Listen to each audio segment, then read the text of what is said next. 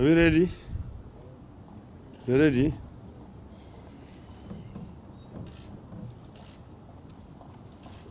Okay. Well, the statement I want to read here is about the judiciary executive deal should get Kenyans worried. We raised alarm when information emerged that the head of the judiciary, Madam Martha Koome, was seeking a meeting with the head of the executive, Mr. William Ruto, supposedly to iron out differences between the two branches of government. This followed a threat by Ruto and some members of his party and the administration against the judiciary, following a string of unfavorable rulings against the executive. We warned that there was more than met the eye in the threats by Ruto and the request for a meeting by Madam Koome. We warned then that Mr. Ruto's real intention was to complete the capture of the branches of the government by the executive by taking over the judiciary, force it to forever rule in his favor, in addition to populating the institution with the loyalists. We also warned that in this entire plan, the judiciary was showing signs of willingness to prostrate itself before the presidency in an arrangement that spells grave danger for the rule of law and the entire country. We now know what transpired at a State House meeting, and it is completely different from the lie the country was fed after that event. We can now confirm that there exists an elaborate plan that will allow Mr. Ruto to appoint friendly judges to the judiciary with the complete concurrence of Chief Justice Koome. This was among the issues discussed and agreed on during the ill-advised meeting between Ruto and Koome at State House. At the meeting, the Chief Justice and Mr. Ruto reached an agreement that will supposedly allow Mr. Ruto to provide additional funding to the judiciary. In return for this additional funding, Justice Koome is to advertise vacancies for 5 additional High Court judges and 11 Court of Appeal judges. This is in addition to the 20 High Court judges advertised last year. As a matter of fact, the advertisement of the 11 judges has just been done today. It is in today's Gazette. In that agreement, the 5 High Court judges and 2 Court of Appeal judges will be for Mr. Ruto to forward to the JSC. And he floated the names. Immediate former IBC chairman, Mr. Wafula Chebukati, and former IBC chairman, Ahmed Isaac Hassan, are to be appointed as Court of Appeal judges, with Chebukati later being elevated as the Chief Justice before the 2027 general elections. The targeting of the High Courts and the Court of Appeal by Ruto is intentional. The administration believes it has completely captured the Supreme Court and now wants to target the problematic lower courts by stuffing them with loyalists with the cooperation of the Chief Justice.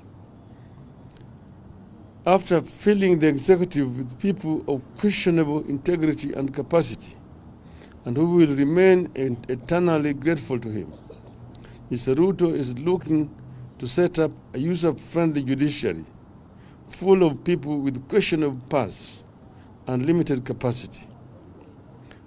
And unfortunately, the Chief Justice is gladly smiling along and playing the ball.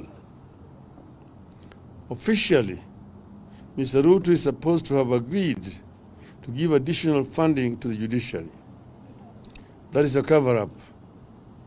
The judiciary does not draw any funding from the executive or state house.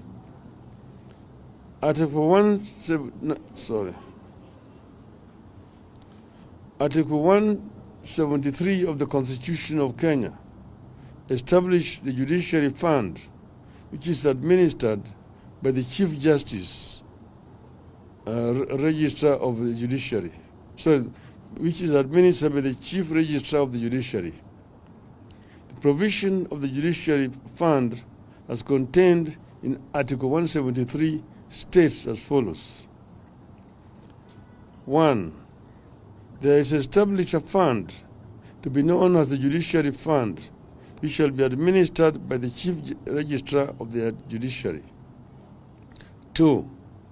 The fund shall be used for administrative expenses of the judiciary and such other purposes as may be necessary for the discharge of the functions of the judiciary.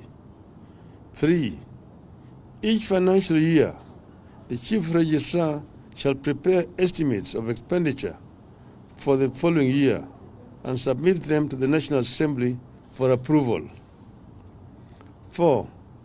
Upon approval by the National Assembly, the expenditure of the judiciary shall be a charge on the consolidated fund, and the fund shall be paid directly into the judiciary fund. 5.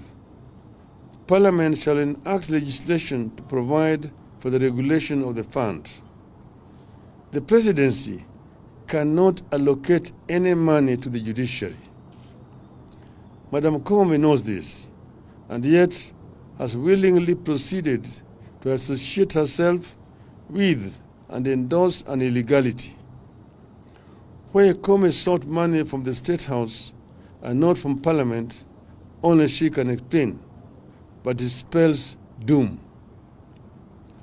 To the best of our knowledge, the judiciary has never said that it submitted budget estimates to Parliament and it was rejected. You have not seen any petition by the judiciary to Parliament over rejection of submitted budget estimates, if any. We challenge Madam Koome to prove otherwise. Ruto is engaged in maneuvers designed to mitigate the ability of the courts to act as a check against the executive power at a time he has already muzzled legislative power through the capture of Parliament. And if you want to know that the National Assembly is captured, take note that the National Assembly Speaker, Moses Wetangula, filed a notice of appeal at the Supreme Court challenging the appeal court's decision that declined to extend order allowing housing levy deductions. The housing levy is being imposed by the executive, which is also the branch of the government who lost at the Court of Appeal. But it is Mr. Wetangula who has moved to the Supreme Court. What a shame. His loud protests against the court rulings are meant to intimidate and paralyze the courts. The latest move agreed on at the meeting with the Chief Justice are meant to enable him to pack the courts with the Kenya Kwanza-friendly appointees. The scheme is further meant to transfer certain judges from the courts to the IBC so that Ruto has a grip on the courts and the election management body as well. Where this country goes from here, should Ruto complete his intended capture of all branches of the government, should be everyone's worry. The capture of the judiciary, of all institutions, the beginning of a steady descent into anarchy. It is the beginning of the embrace of the law of the jungle instead of the rule of law. Impunity and capture of independent institutions by a corrupt executive is what drove Kenya to war in 2007-2008. A repeat exercise seems to be underway, and the results might not be different. And Kenyans have been here before. Still, when the Judicial Service Commission advertises vacancies next week, Kenyans will know what it means and who will get the jobs.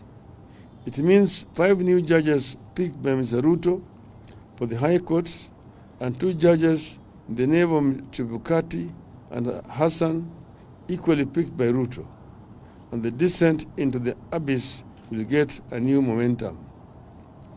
In the meantime, we challenge Mr. Ruto and Madam Koome to tell the truth about their meeting. End of statement. Swali. Self.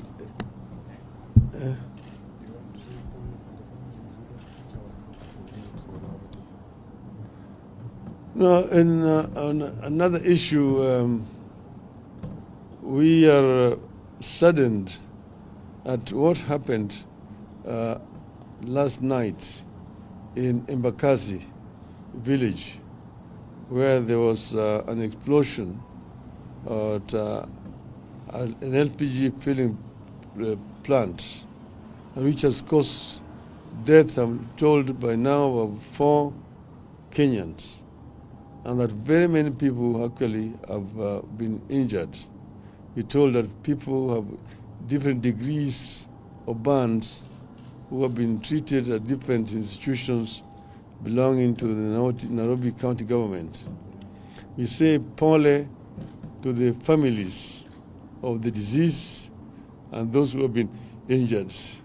We are with them at this very difficult time, but importantly, we want a proper investigation to be carried out about these illegal activities which is being carried out in the residential areas where people live, which end up with this kind of losses here.